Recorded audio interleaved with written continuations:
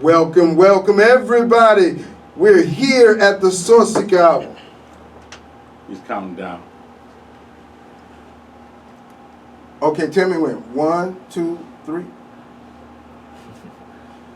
Welcome everybody. We're here at the Sourceseeker Hour. We have a great show. We have music, artists, and musicians on fire. And this is the Sourceseeker Hour. I'm your host, Baruti Carl Alexander, with my co-host, Pam Ballard Hicks. We have a great show, everybody. We have 2 musicians here, and we may have some more coming in as we get started. Here on the Sourceseeker Hour on Afro Vibes Radio, the #1 internet station in the world.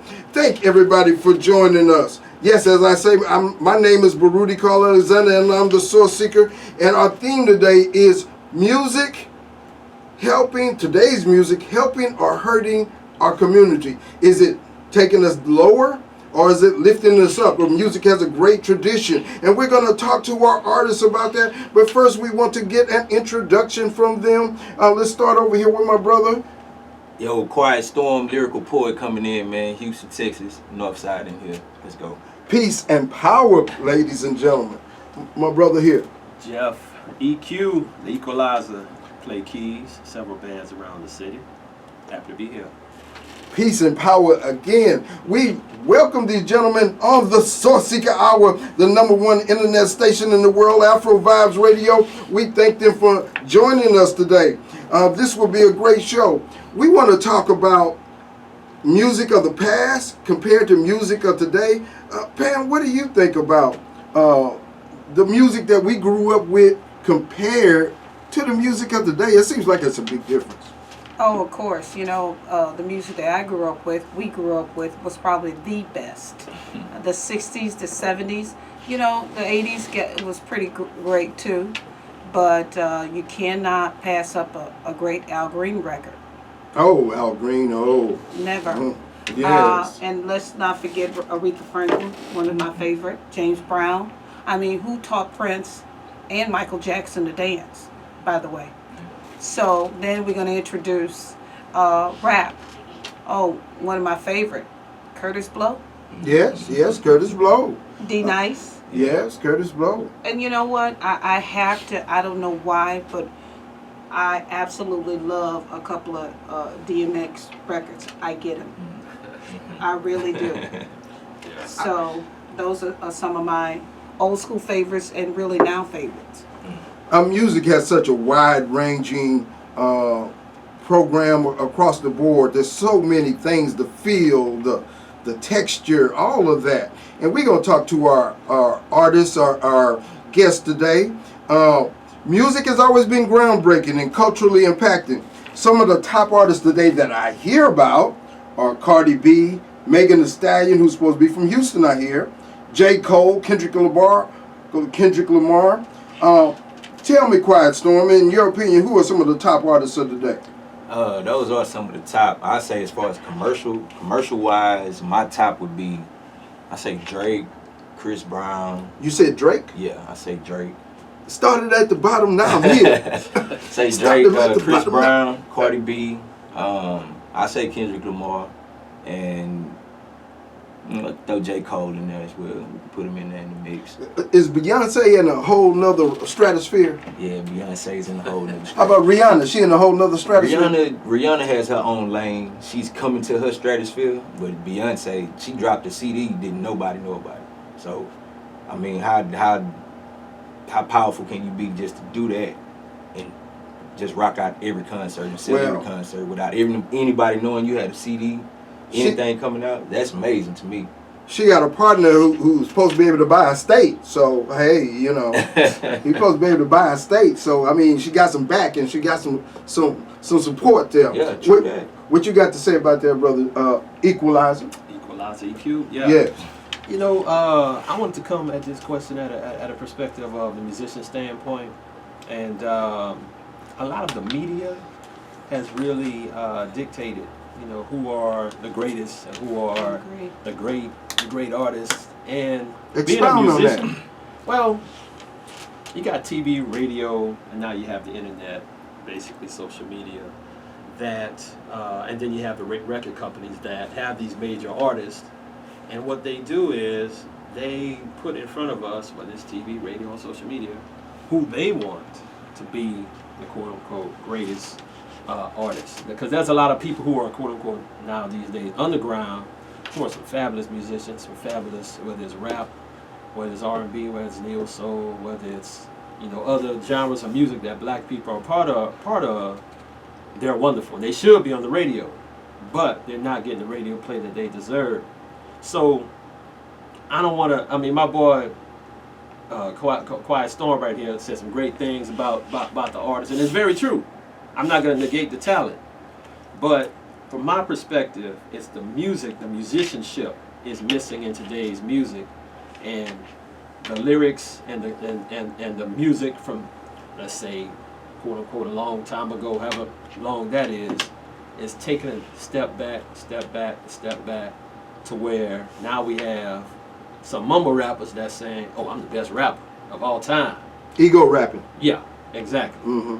So I always look at it from that perspective. Maybe I'm a little biased because I am possibly a little older, and I wasn't born like in the 80s or 90s to really just absorb what was happening in the 80s and 90s as far as rap.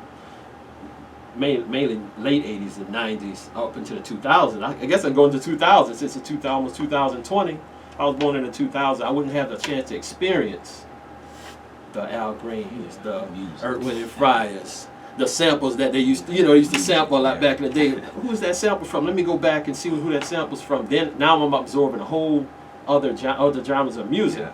So now it's like you have the trap music, you have where it's all electronic, but I'm not negating the talent, but I just feel like the soul inside of rap music, soul inside of R&B music is not there like it needs to be. It's not there like it needs to be. Yeah. And one thing that you said I wanted to touch base on, the media promoting and putting, who they want to be up there. Yeah. You got artists like Stevie Wonder that has done amazing work, Right. but he's not considered stratosphere. I mean, he's stratosphere for our community, but I'm talking about worldwide. Yeah. And just like James Brown, just like some of the other artists did not get the worldwide acclaim that maybe they should have gotten. You had a point, Pam? I have to totally disagree with you about the Stevie Wonder. I think he's out there. I think he's not the type of star, mega star that Michael Jackson, Beyonce, that's out there doing the dance moves, and maybe if he could. But I do believe he's worldwide. And he's worldwide. He doesn't get the, back in the day he was against doing the national anthem, and I think from that time on they wanted to try to hit at him, so he hasn't gotten, just like James Brown, they didn't give him the top acclaim that he should get like Elvis Presley or so forth and so on, but we can't expect them to either, But that's just my point. But nowadays it's different because I grew up in the era where I listened to my mom and them listen to Al Green, and they listened to Frankie Beverly, and they listened to Yolanda Adams type music and Whitney Houston. So I grew to have an ear for listening to music. Mm-hmm. And it's like it wasn't about the mumble rap and then there was a message in the music, but it was more emotion. So everybody listened to specific artists because of whatever emotion or whatever mood you might be in. And nowadays, as far as the comparison of how can we get the music as far as it's underground back mainstream, the only way you're going to do it is if you listen to it. And you put your other people on and listen to it regardless of if it's not on the radio or not. If it's something that emotionally you can connect to, then I feel like, okay, underground or not, you should be able to listen to it. So nowadays, you can't connect to nothing that's going on. It's a wave, it's a trend, and when it's done, they wash up on the beaches, it's done. Now they're waiting for the next big wave versus... Well, the thing I have with that is that majority of the artists now, the young rap artists, you can't compare with the same. Exactly. There's what Pamela was talking about. We went, if I give you an example, we went from our day slow dancing to the next generation bump and grind, to the generation now back that thing up. three different viewpoints. Same thing, dancing in close proximity. My degree is in electronic technology. The point he made was a valid point. We have computers make music and not musicians, and that's where engineering comes in. That these artists that are coming out now, you can't understand what they're saying. That's what's led to the mumble jumble in the rap. You got some good young cats here with some messages to put out, but you understand if your engineering is not up to par, you know, and you're not audible, you can't understand what you're saying. You're just water flowing down the stream that's making a noise. So the way you can bridge this thing and get it together, we have to get the young artists to go back to the basics of learning how to play instruments. I was remiss in not introducing our Writer Source member, Brother Jonathan Hicks, who just was on the mic right there with the comment. And we have any more on that particular part of it?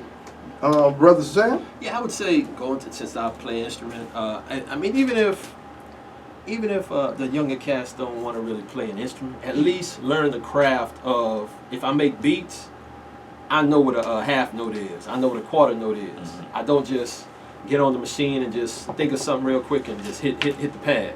That's right. At least know the theory behind music. I may not want to play the violin or piano. But understand that music, they have to understand that music is a rhythm. Yeah. And the only way you have to learn how the rhythm to keep the beat. Difference between like Gladys Knight.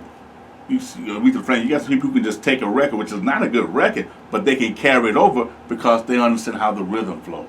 When they come in, when they exert themselves, and when they're in the back up a little bit, and let the instruments carry your thoughts, they come back in with lyrics. Yeah, and it's just like me. I don't per se know how to play an instrument, but I recognize instruments.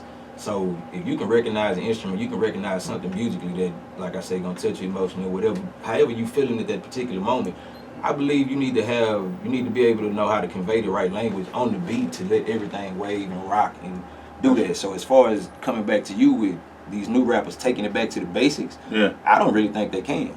And that's just my opinion, because I know me and what I do is what everything we're speaking on. It's just hard to get the underground out because you can listen to it, but it's in a small section.